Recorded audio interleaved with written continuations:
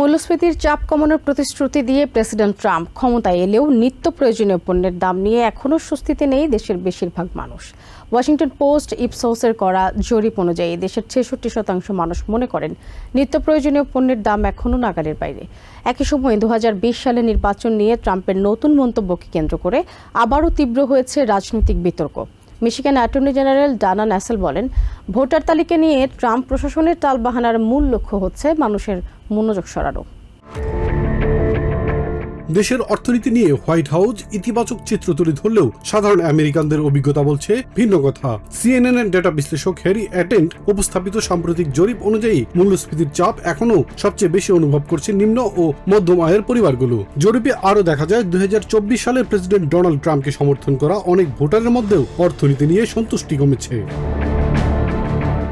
Washington post ইপসোসের যৌথ জরিপে দেখা গেছে ৬৬% মানুষ মনে করেন নিত্য প্রয়োজনীয় পণ্যের দাম এখনও সাশ্রয়ী নয়। এছাড়া ৮২% অংশগ্রহণকারী বলেছেন বাজারে প্রয়োজনীয় পণ্যের পর্যাপ্ত সরবরাহ নেই। অর্থনীতি নিয়ে এই অসন্তোষের মধ্যেই তরুণ রিপাবলিকানদের মধ্যে জো রোগানের জনপ্রিয়তা বাড়ার বিষয়টিও আলোচনায় এসেছে।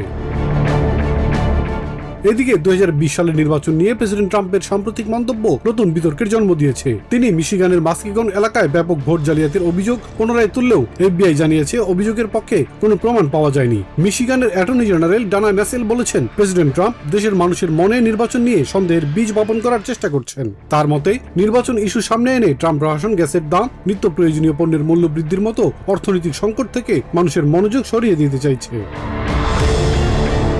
এদিকে নির্বাচন ব্যবস্থাকে ঘিরে ফেডারেল সরকারের অবস্থানও নতুন বিতর্ক সৃষ্টি করছে। ট্রাম্প প্রশাসন জানিয়েছে নির্বাচনী আইন বাস্তবায়নে ব্যর্থ হলে স্থানীয় কর্মকর্তাদের বিরুদ্ধে ব্যবস্থা নেওয়া হতে পারে। তবে এই অবস্থানের বিরোধিতা করেছেন কয়েকটি স্টেটের নির্বাচনী কর্মকর্তারা। অ্যারিজোনা স্টেটের সেক্রেটারি আদ্রিয়ান ফন্টেস ভোটারদের সব ধরনের উদ্বেগ দূর রেখে নির্বাচনে অংশ নেওয়ার আহ্বান জানিয়েছেন।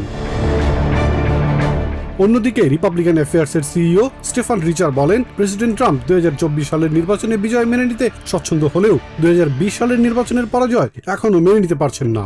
বিশ্লেষকদের মতে মূল্যস্ফীতি, জীবনযাত্রার ব্যয় এবং নির্বাচন ব্যবস্থা নিয়ে বাড়তে থাকা রাজনৈতিক বিতর্ক সব মিলিয়ে আসন্ন মধ্যবর্তী নির্বাচন রিপাবলিকান ও ডেমোক্রেট উভয় দলের জন্যই বড় পরীক্ষা হয়ে উঠছে। ভোটারদের আস্থা ধরে রাখতে অর্থনীতি ও নির্বাচন দুই ইস্যুতেই কার্যকর বার্তা দেওয়াই এখন দুই দলের নীতি নির্ধারকদের সবচেয়ে বড় চ্যালেঞ্জ। ইলিয়াস কমল, TVN 24 news desk. New York থেকে সম্প্রচারিত TVN 24 টেলিভিশন বিশ্বজুড়ে বাঙালির কণ্ঠস্বর।